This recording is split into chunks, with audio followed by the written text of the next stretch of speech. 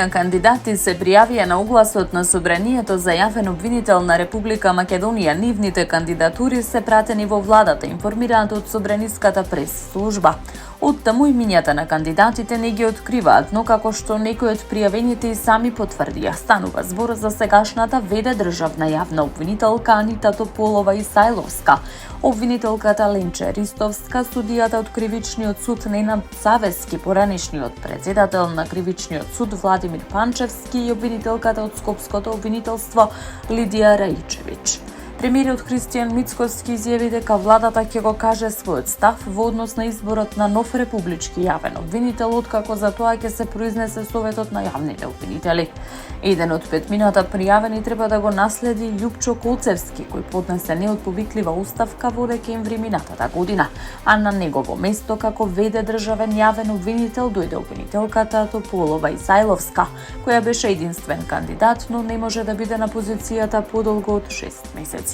Постапката за избор на нов државен јавен обвинител почна со огласот што го распиша собранието на 12 јануари годинава, со рок за пријавување од 15 дена од денот на објавувањето во службен весник.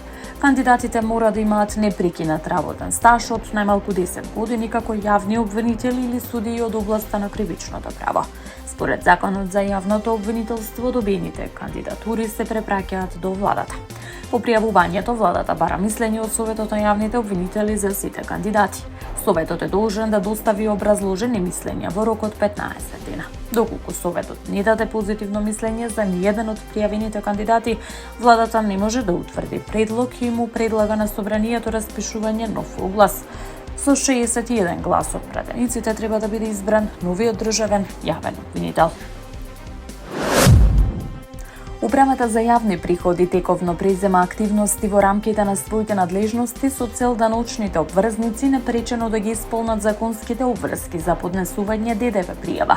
Информираат од УЈП по реакциите дека поради технички проблеми во функционирањето на системите на УЈП, да научните обврзници биле уневозможени да поднесат ДДВ пријава за последниот даночен период. Нагласуваат дека во периодот на масовно поднесување на пријавите не биле забележани технички проблеми во функционирањето на системот. Апелираат до сите даночни обврзници навремено да ги достават потребните документи до своите сметководители и да ја исполнат законската обврска за поднесување и плаќање на данокот на додадена вредност искажан во месечните и тримесечните пријави, да ги исполнат своите законски обврски навремено за да избегнат стрес и дополнителни финансиски трошоци. Нагласуваат дека во периодот на масовно поднесување на пријавите, Управата за јавни приходи обезбедила континуирана техничка поддршка и достапност на ресурсите, вклучително и увид во функционалноста на системот. Данска има намера да направи се што може за да постигне договор со Соединетите Американски држави за Гренланд, освен да се откаже од територија, изјави премиерката Мете Фредериксен. Откако инсистираше дека САД треба да имаат собственост во голема мера автономниот дански остров, председателот Доналд Трамп минатата недела ја отврли можноста за употреба на сила за да го стекне и рече дека постои рамка за еден договор во однос на Гренланд. Неговите забелешки следеа по разговорите со генералниот секретар на НАТО Марк Руте на маргините на Светскиот економски форум во Давос. Трамп исто така ја укина заканата од санкции што претходно ги најави за европските сојузници кои ја поддржаа Данска. Фредериксен го смета ова за успех во конфликтот со САД. Кога Европа се обединува, се брани и зборува со еден глас. Тогаш функционира, рече таа. Сега имаме дипломатски пат со американците. Мора да видиме дали можеме да постигнеме договор, додаде таа. Украинскиот председател Володимир Зеленски повторно ја истакна својата цел Украина да стане членка на Европската Унија до 2027 година и покрај скепсата на дел од владите на земите членки на Европската Унија во однос на толку забрзана временска рамка. Пристапувањето на Украина во Европската Унија е една од клучните безбедносни гаранции не само за нас, туку и за цела Европа, напиша Зеленски на Телеграм.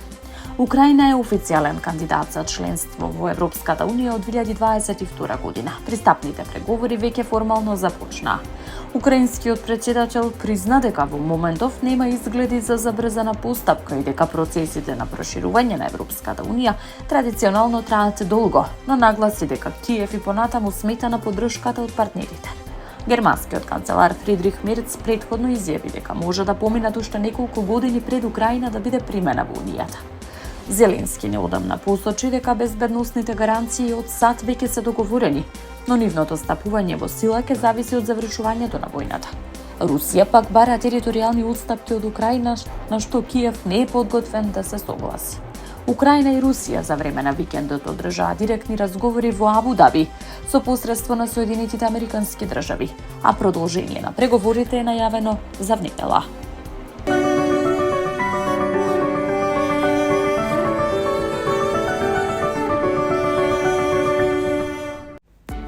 Времето денеска облачно со повремени локални врнежи од дожд, на повисоките места од дожд и снег, а на планините од снег.